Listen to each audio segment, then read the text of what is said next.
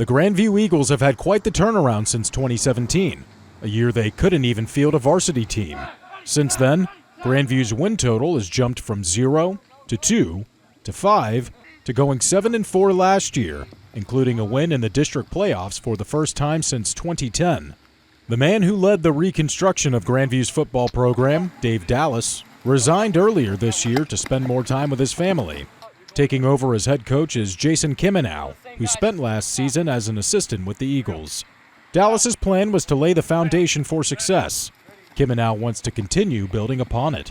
Our mantra, so to speak, for this year is kind of, hey, build on the success from last year. We're not one and done, right? We're not in a rebuild. You don't rebuild, you reload with who you got, right? And so by any means, the goal isn't, hey, you know what? Hey, we had this great season last year, so let's just do okay this year and make sure that's okay.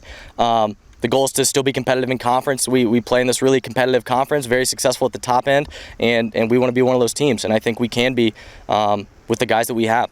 What they got isn't what they had.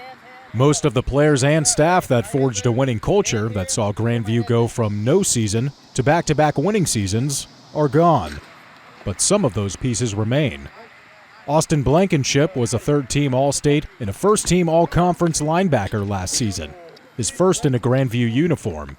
His former coach said he has a chance to be the I-55 Defensive Player of the Year. You got to stay humble with it. You don't want to get overly cocky with it and try to get better every day. I've been hitting the gym a lot more this year, did a lot more off-season, coming here every day at practice and just work as hard as I can. The transfer from St. Clair High School doesn't have the typical size for an All-State linebacker. He weighs just 150 pounds. His instincts are what set him apart. I don't watch film. I start overthinking the game when I watch film. So I watch a little bit, just enough to know what's going on and just play the rest of the way how I know how to. My freshman and sophomore year, I had a really great linebacker coach, and I learned everything from him, listened real well, and came here and it produced. Blankenship isn't the only second-year Eagle on the team. Jace Poole now stands in the middle of the offensive line.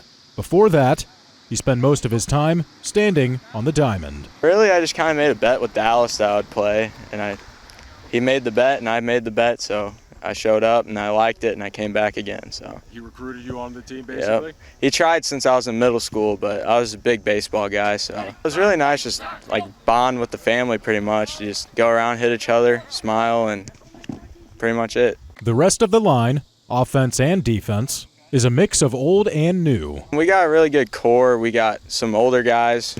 Really, Jack Ottolini's really good. He's really stepped up past 2 years. A couple of younger guys that are showing up. We got Tucker. Tucker's going to be really good for us. Ethan, he's real big, real tall. You'll see him. Just 3 seniors are on this year's roster, but the junior and freshman classes are rather large. Junior Nash Moore can feel the connection within the team growing every day. I feel like we're building a strong bond already with all the players in us. With a lot of upcoming freshmen coming up, I feel like they're fitting right into where the seniors moved out last year. Moore and Blankenship form a daunting linebacker duo. They combined for nearly 200 tackles last year. Played every snap on defense, and so he's looking for an opportunity to, continue his great success last year and kind of follow in the footsteps of Austin, so to speak. As a running back, Moore was a complimentary piece for the Eagles. He and others will get more opportunities to carry the load. Cameron Hagan got a ton of snaps. He was kind of that sixth man, if you will, who stepped in because we were very senior heavy last year at the running back position, but he had some very meaningful minutes and had honestly some pretty good statistical success. He's looking to grow upon that and improve upon that this year. I know he's got some goals for what he wants to achieve this season. Wyatt Kime coming up, he's a really good running back, good at running the ball. Isaac Walker. Another Walker will also be on the field.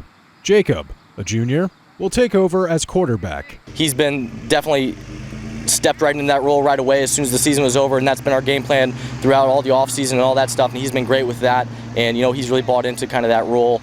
This sort of Eagles are not the Eagles of old. There's a new coach and new leaders. But make no mistake, there's a new Grandview. Yeah, I like that when they hear their name, they're not like, oh, that's Grandview. Now they're like, oh, that's Grandview. The Friday Night Lights will have to wait an extra week. Grandview's campaign begins on a Saturday, August 27th, at Paris. Their first home game is an I-55 matchup the following Friday against Bayless. Week 3 is at the defending conference champions, St. Pius, and the Eagles head to St. Dominic on September 16th. After that is 4 conference games versus Perryville, Herculaneum, Jefferson, and St. Vincent. Grandview closes out the regular season at home against Chaffee on October 21st. Eagles on 3. 1, 2, 3, Eagles. With Regional Radio Sports, I'm Griffin Weinberg.